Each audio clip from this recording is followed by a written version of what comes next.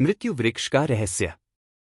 व्रजभूमि की सुरम्य धरती पर यमुना नदी के किनारे बसा गोकुल गांव अपनी शांति और पवित्रता के लिए प्रसिद्ध था। यह वही स्थान था जहां भगवान श्री कृष्ण ने अपने बाल्यकाल की लीलाएं रची थीं।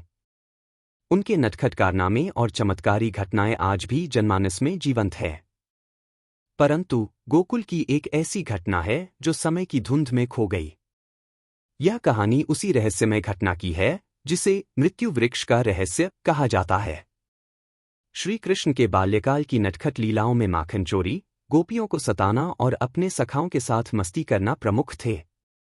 वे हमेशा कुछ नया और रोमांचक करने की जिज्ञासा में रहते थे। एक दिन गोकुल के बीचों बीच खड़ा एक विशाल बाण वृक्ष कृष्ण के ध्यान में आया।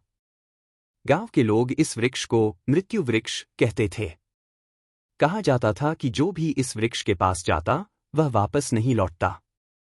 यह वृक्ष एक रहस्यमय आभा से घिरा हुआ था और इसके पास जाने से हर कोई डरता था।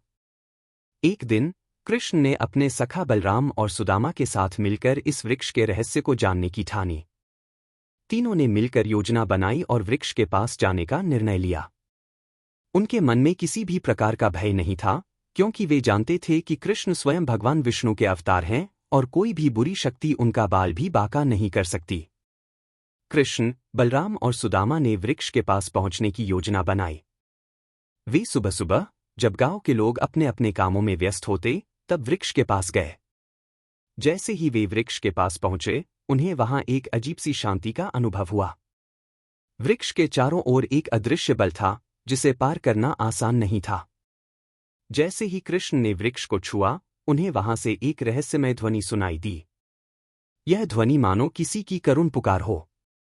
कृष्ण ने अपनी दिव्य दृष्टि से देखा तो उन्हें वृक्ष के अंदर अनेक निर्दोष आत्माएं बंधी हुई दिखी। ये आत्माएं वृक्ष के अंदर एक प्राचीन तांत्रिक के अभिचार के कारण फंसी हुई थी। गोकुल के बुजुर्गों ने कृष्ण को बताया था कि कई साल पहले एक प्राचीन तांत्रिक इस वृक्ष के पास आकर बसा था। उसने अपनी तांत्रिक शक्तियों का उपयोग कर वृक्ष को अपनी शक्ति का केंद्र बना लिया था। उस तांत्रिक ने अपने स्वार्थ और अभिचार के लिए निर्दोष लोगों की आत्माओं को वृक्ष में बांध दिया था। जब तांत्रिक की मृत्यु हुई तो उसकी बुरी आत्मा भी उसी वृक्ष में बंधी रह गई। तभी से वह वृक्ष मृत्यु वृक्ष के नाम से जाना जाने लगा। कृष्ण ने उन आत्माओं को मुक्त करने का संकल्प लिया। उन्होंने वृक्ष के चारों ओर गोला बनाकर मंत्रोच्चारण शुरू किया। उनके मंत्रों की शक्ति से वृक्ष की अदृश्य शक्ति कमजोर होने लगी। कृष्ण ने अपनी दिव्य शक्ति का उपयोग कर उस तांत्रिक की आत्मा को भी शांत किया। तांत्रिक की आत्मा ने कृष्ण के चरणों में सिर झुकाकर उनसे मुक्ति की प्रार्थना की। कृष्ण ने उसे माफ करते हुए उसे मुक्ति प्रदान की। कृष्ण के मंत्रों और उनकी दिव्य शक्ति के प्रभाव से वृक्ष में बंधी आत्माएं धीरे धीरे मुक्त होने लगीं। उन्होंने कृष्ण को धन्यवाद दिया और स्वर्गलोक की ओर प्रस्थान किया। इस घटना के बाद गोकुल के लोग कृष्ण की महिमा का और अधिक गुणगान करने लगे। मृत्यु वृक्ष की बुरी शक्ति समाप्त हो जाने के बाद वह वृक्ष एक साधारण वृक्ष बन गया।